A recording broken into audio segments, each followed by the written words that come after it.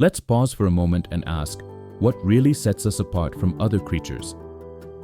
According to Oliver Goldsmith, we humans spend the least time eating compared to all other animals. The answer to why is a single word: cooking. Cooking, put simply, is using heat to prepare food for eating. But that definition barely scratches the surface.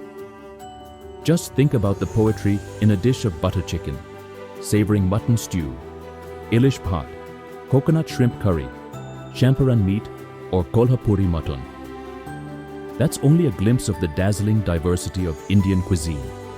There's an endless array of flavors, especially for vegetarians. Even attempting to list every dish across the globe could fill a lifetime. Imagine a world without cooking. What would food even mean?